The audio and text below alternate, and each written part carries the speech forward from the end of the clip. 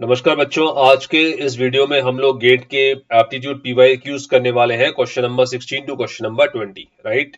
1 से लेके 15 तक प्रीवियस वीडियोस में आप लोग देख चुके हैं, तो आज उसी के आगे कंटिन्यू करेंगे 16 से लेके 20 तक के क्वेश्चंस। और अगर आपको लगता है कि वीडियो थोड़ा बहुत भी हेल्पफुल है आपकी प्रिपरेशन के लिए, तो वीडियो को लाइक जरूर कर दीजिएगा और चैनल को सब्सक्राइब कर दीजिएगा। शुरू करते हैं क्वेश्चन नंबर 16 से लेके question number 20, GATE aptitude PYQs. तो ये गेट सीएसई 2025 सेट नंबर 1 में क्वेश्चन आ चुका है।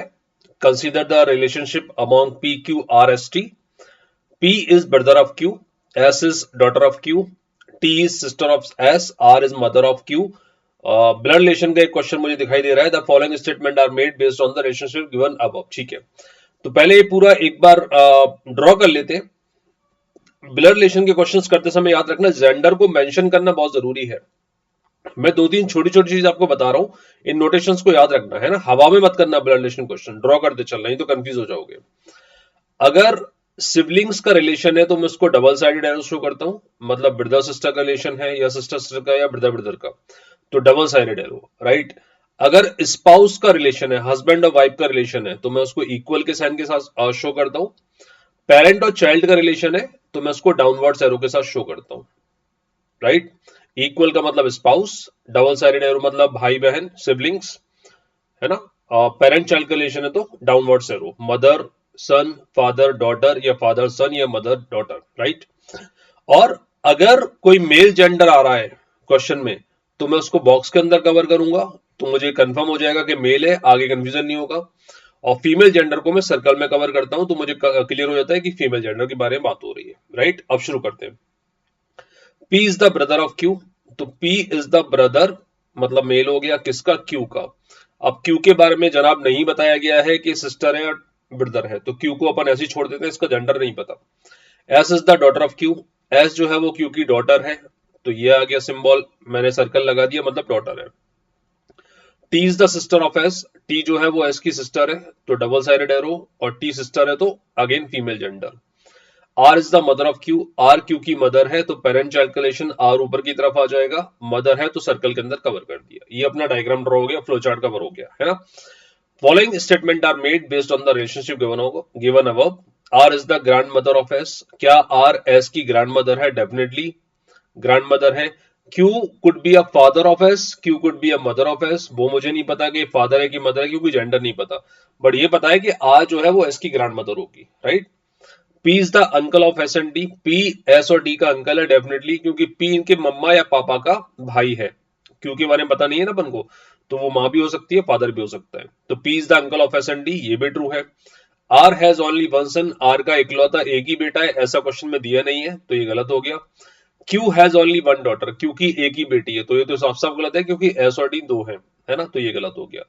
तो option 1 and 2 follow, option A is the right answer according to the data given, both 1 and 2 are true, right. चलिए, तो इस तरह से ब्लड रिलेशन क्वेश्चंस गेट में आ चुका है। आगे देखते हैं question number 17। Again GATE CST 2025 set number 1 का ये क्वेश्चन फिर से एक बार। The average marks obtained by class in an examination were calculated as 30.8, okay. However, while checking the marks entered, the teacher found that the marks of one student were entered incorrectly as 24 instead of 42.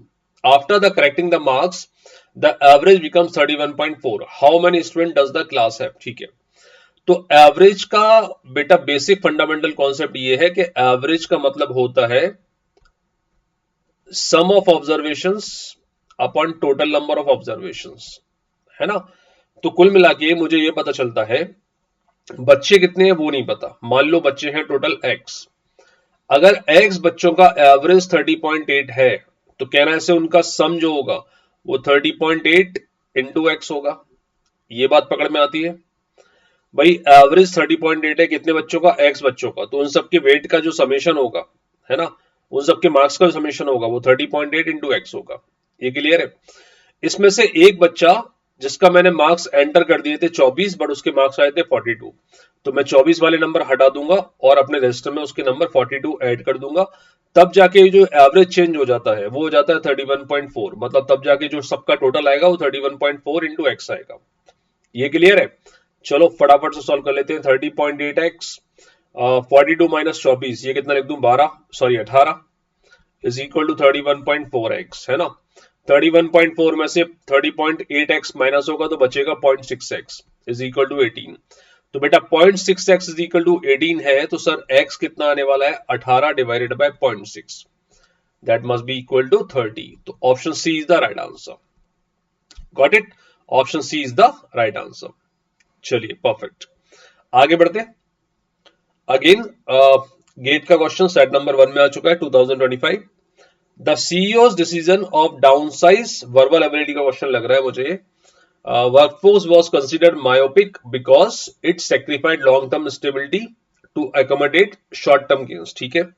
Select the most appropriate options that can replace the word myopic. Okay, तो मैं options क्या है वो बाद में देखूंगा। Myopic, myopic का मतलब होता है वो बंदा या वो पर्सन जो दूरदर्शी नहीं होता, विजनरी नहीं होता, जो बहुत दूर का नहीं देख पाता, उसको मायोपिक बोलते हैं, है ना। Without changing the meaning of the sentence, ठीक है। विजनरी तो नहीं होगा क्योंकि विजनरी का अपोजिट है मायोपिक। प्रोग्रेसिव बिल्कुल भी नहीं हो सकता क्योंकि प्रोग्रेसिव का मतलब जो विजनरी होता है डेफिनेटली वही प्रोग्रेसिव होता है। इनोवेटिव भी नहीं हो सकता, है ना।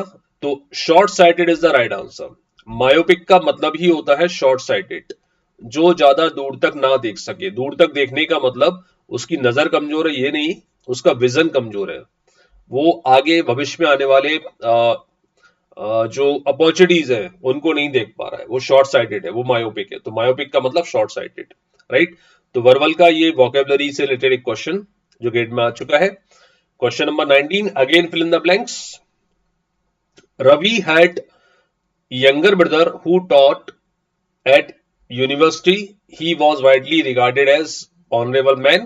Select the option with the correct sequence of articles. Okay, articles पढ़ने, तो आर्टिकल्स का एक ब्रीफ मैं आपको दे देता हूं कि भाई अगर आप कुछ वर्ड बोल रहे हो और उसका साउंड जो है वो वॉवेल आ रहा है, आपने कोई वर्ड बोला उसका साउंड वॉवेल आ रहा है, तो उस वर्ड के आगे एन लगेगा, और कॉन्सोनेंट आ रहा है साउंड तो ए लगेगा, सिंपल है। और दा का यूज आपको पता ही है, जो यूनिक चीज होती है कुछ, उसके लिए दा का यूज किया जाता है। चलो देखते हैं। तो Ravi had a younger brother, यहां पर आएगा क्योंकि यंगर में यह आता है तो कॉन्सोनेंट हो गया। अ younger brother who taught at a university, क्योंकि यूनिवर्सिटी में ये वॉवेल आ रहा है, ये नहीं कि सर यू तो वॉवेल है, नहीं, इसका साउंड क्या आ रहा है, यू आ रहा है। साउंड क्या आ रहा है, यू, है ना। तो यू को अपन काउंट नहीं करेंगे, तो आएगा अगेन यहां पर was widely regarded as an honourable man. Sir यहां तो एच आ रहा है, I am talking about sound, है ना। साउंड कैसे करते हो, ऑनरेबल में ओ आता है, ऑनरेबल में क्या बोलते हो, ऑनरेबल आ, राइट। तो ये साउंड जो है वो वॉवेल आ रहा है, ठीक है। तो एन ऑनरेबल मैन, राइट। तो ऑप्शन आएगा A an, option A is the right answer. Got it, चलो perfect. Question number 20, okay, mathematics का पजल टाइप का क्वेश्चन दिख रहा है मुझे, 2024 में आ चुका है। सेट नंबर 2 की हम बात कर रहे हैं, ये सेट नंबर 2 में है 2024 में, है ना, सीएसई में, कंप्यूटर साइंस इंजीनियरिंग।